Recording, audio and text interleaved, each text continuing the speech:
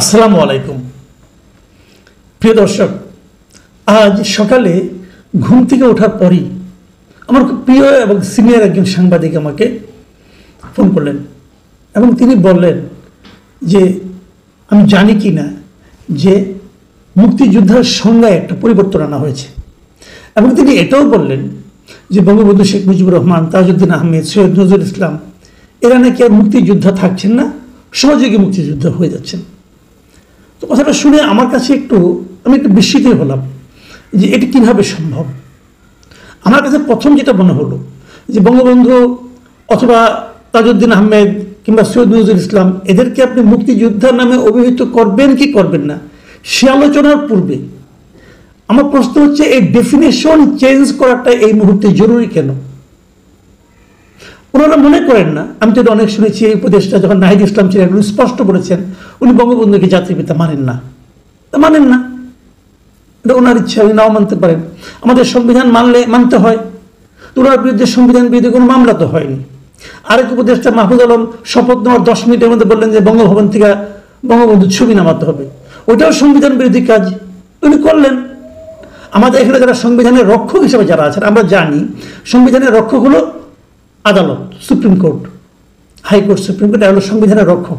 আমাদের যারা রক্ষক আছেন এদের মেরুদণ্ড আদৌ আছে কিনা আমি জানি না। তারা তো প্রশ্নটা করতে পারতেন, যতক্ষণ পর্যন্ত আপনি সংবিধানটাকে বাতিল না করবেন, স্থগিত না করবেন, ততক্ষণ পর্যন্ত সংবিধানের প্রত্যেকটা জিনিস আপনাকে মানতে হবে। আমি দেখিনি কোনো বিচারকের সেই মেরুদণ্ড আছে, তারা সংবিধানের রক্ষক হয়ে বসে আছেন। আমাদের সংবিধানে এখনো যা আছে সেই সংবিধানে কিন্তু এগুলো আছে, তো যারা সংবিধানই মানে না তাদের দ্বারা যে কোনো কিছু করা সম্ভব। তারা যদি কালকে ঘোষণা করে দেয় এই দেশে জাতির পিতা গোলাম আজম যদি ঘোষণা করে দেয় যে সমস্ত লোককে যুদ্ধ অপরাধের মামলায় অথবা মানবতা বিরোধী মামলায় ফাঁসি দেওয়া হয়েছে তারা সবাই বীরুত্তম, যদি ঘোষণা দিয়ে দেয়, প্রতিবাদ করার কেউ নেই। তো সেই বিচারটাও তো ঠিক হয়নি, আমি কিন্তু অস্বীকার করি না। যে মানবতা বিরোধী মামলা যেটা হয়েছে, যে বিচার হয়েছে, এই বিচারে অনেক ঘাটতি আছে, সেটা নিয়ে আপনি আলোচনা করেন, আমার কোনো আপত্তি নাই। কিন্তু তাদের যুদ্ধ অপরাধ যদি কিছু থেকে থাকে সেটাকে অস্বীকার করার তো কোনো নাই, যুক্তি নাই। কিন্তু এটাও হতে পারে, এখন উনি কিছু করার নেই। কারণ এখন একটা মানবতা বিরোধী একটা ট্রাইব্যুনাল আছে, এই ট্রাইব্যুনালে যিনি চিফ প্রসিকিউটর উনি কিন্তু আবার ওনাদের পক্ষের উকিল ছিলেন। তো বাংলাদেশে এটা হচ্ছে, এটা হওয়া সম্ভব। কারণ এখন যারা নাকি 71-এ পরাজিত তারাই এখন বিজয়ী ভাবে দেশের নানা ধরনের কথাবার্তা বলছেন। যাক, সেটা অন্য প্রসঙ্গ, ওই প্রসঙ্গে বেশি দূর যাবো না। কিন্তু আমি ওই প্রশ্নটাই করছি যে এই মুহূর্তে সংজ্ঞাটা পরিবর্তনের প্রয়োজনটা দেখা দিল কেন? এটা কি খুব জরুরি কাজ? সংস্কারের জন্য এটা কি খুব জরুরি কাজ? দেখুন, কিছুক্ষণ পরে আমরা জানতে পারলাম যে না, এ ধরনের কোনো অধ্যাদেশ জারি হয়নি। অধ্যাদেশে মুক্তিযুদ্ধের সংজ্ঞাটা তারা নতুন করে নির্ধারণ করেছে এবং সেই যে নির্ধারণ করেছে সেই নতুন সংজ্ঞায় মুজিবনগর সরকারে যারা ছিলেন প্রত্যেককে মুক্তিযোদ্ধা হিসেবে গণ্য করা হয়েছে। তো বঙ্গবন্ধু মুজিবনগর সরকারের প্রেসিডেন্ট ছিলেন, সৈয়দ নজরুল ইসলাম ভাইস প্রেসিডেন্ট ছিলেন, তাজউদ্দিন আহমেদ আপনার প্রাইম মিনিস্টার ছিলেন, অথবা এই সরকারে যারা ছিলেন মনসুর আলী অথবা খন্দকার মোস্তাক আহমেদ, সবাই মুক্তিযোদ্ধা। এটা অস্বীকার করার তারা করছে না। নতুন সংজ্ঞা তাদেরকে মুক্তিযোদ্ধা হিসাবে সংজ্ঞায়িত করা হয়েছে এবং আরও অনেককে যারা সহযোগী মুক্তিযুদ্ধ বলেছে, যারা বিদেশে বসে মুক্তিযুদ্ধের সহযোগিতা করেছে, মুক্তিযুদ্ধের জন্য প্রচারণা চালিয়েছে, অথবা যারা নাকি আপনার পশ্চিমবঙ্গে বসে আমাদের স্বাধীন বাংলা বেতার কেন্দ্র চালিয়েছে, তারা বিভিন্ন ক্ষেত্রে যারা মুক্তিযুদ্ধে সহযোগিতা করেছে তাদেরকে সহযোগী মুক্তিযোদ্ধা হিসাবে সংজ্ঞায়িত করা হয়েছে। তো এই সমস্ত সংজ্ঞায়িত করার ক্ষেত্রে কোনটা ভালো কোনটা মন্দ এটা নিয়ে দীর্ঘ আলোচনা হতে পারে, সেই আলোচনায় আমি এখন আর যাবো না। কারণ তার চেয়ে গুরুত্বপূর্ণ আলোচনা আমার কাছে সেটা হলো এই সংজ্ঞাটা এই মুহূর্তে পরিবর্তন করার প্রয়োজন হলো কেন, এটা এই মুহূর্তে জরুরি ছিল কেন, এটা আমি জানতে চাই। এটা কি কেবলই একটা বিতর্ক তৈরি ছাড়া আর কোনো লাভ করবে জাতির জন্য? আসুন সে আলোচনায় যাওয়ার আগে আমি বরং মুক্তিযুদ্ধের নতুন সংজ্ঞায় কি বলা হয়েছে এটুকু আপনাদের একটু পড়ে শোনাই গ্যাজেট থেকে।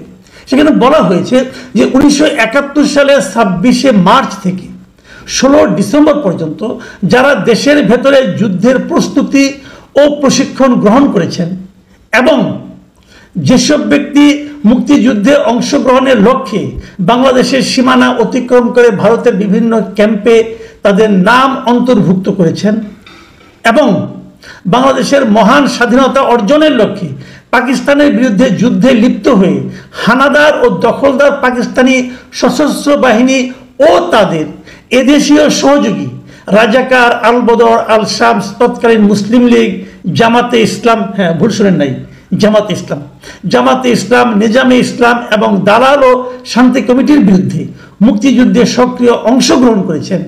এরূপ সব বেসামরিক নাগরিক ওই সময়ে যাদের বয়স সরকার নির্ধারিত সর্বনিম্ন বয়সের মধ্যে ছিল, তারা বীর মুক্তিযোদ্ধা হিসেবে অন্তর্ভুক্ত হবেন। আর এর পাশাপাশি সশস্ত্র বাহিনী, ইস্ট পাকিস্তান রাইফেলস, পুলিশ বাহিনী, মুক্তি বাহিনী, প্রবাসী এবং বাংলাদেশ সরকার, মুজিবনগর সরকার ও সেই সরকারের স্বীকৃত অন্যান্য বাহিনী, নৌ কমান্ডো, কিলো ফোর্স, আনসার সদস্যরাও বীর মুক্তিযোদ্ধা হিসেবে অন্তর্ভুক্ত হবেন। খুবই কনফিউজিং ডেফিনেশন।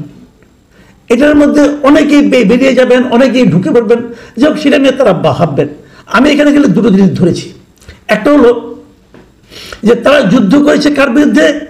পাক বাহিনী এবং এদেশি যারা ছিল সহযোগী রাজাকার, আল বদর, আল শামস, তৎকালীন মুসলিম লীগ, জামায়াতে ইসলামী, নিজামে ইসলামী, এদের বিরুদ্ধে যুদ্ধ করেছিল। তার মানে এখানে কিন্তু ক্লিয়ারলি বলে দেওয়া হয়েছে পক্ষ ছিল দুটো, একটা মুক্তি বাহিনী আর একটা ছিল এই সহযোগী শক্তিরা পাক বাহিনীর সঙ্গে। তাদের মধ্যে জামাত ইসলাম আছে, মুসলিম লীগ আছে, নিজামে ইসলাম আছে। এই তিনটা পার্টি এখনো এক্সিস্ট করে। এই তিনটা পার্টি তারা ছিল কি মুক্তিযুদ্ধের বিরোধী শক্তি। এই জিনিসটা আমি মনে করি এটা খুব একটা ইম্পর্টেন্ট দলিল, মানে সরকারি দলিলে এটা প্রমাণ করা হলো যে এরা মুক্তিযুদ্ধের বিরোধী শক্তি। আমি মনে করি আগামীতে এই দলিলটা অনেকেরই কাজে লাগবে। এই বিষয়ে জামাত ইসলামী রিয়াকশন আমি আশা করি দু একদিনের মধ্যে সেটাও জানতে পারবো। এটা জানাটা কিন্তু জরুরি।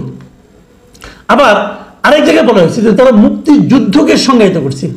মুক্তিযুদ্ধ জিনিসটা কি সেই সংজ্ঞায় তারা বলেছে যে 1971 সালের 26শে মার্চ থেকে 16 ডিসেম্বর পর্যন্ত একটি স্বাধীন গণতান্ত্রিক রাষ্ট্র হিসাবে বাংলাদেশের জনগণের জন্য সাম্য, মানবিক মর্যাদা ও সামাজিক ন্যায় বিচার প্রতিষ্ঠার আকাঙ্ক্ষায় হানাদার, দখলদার পাকিস্তানি সশস্ত্র বাহিনী এবং তাদের সহযোগী রাজাকার, আল বদর, আল শামস, মুসলিম লীগ, জামাতে ইসলামী, নিজামে ইসলাম এবং দালাল ও শান্তি কমিটির বিরুদ্ধে পরিচালিত যুদ্ধ, মানে এদের বিরুদ্ধে যে যুদ্ধটা পরিচালিত হয়েছিল কি লক্ষ্যে?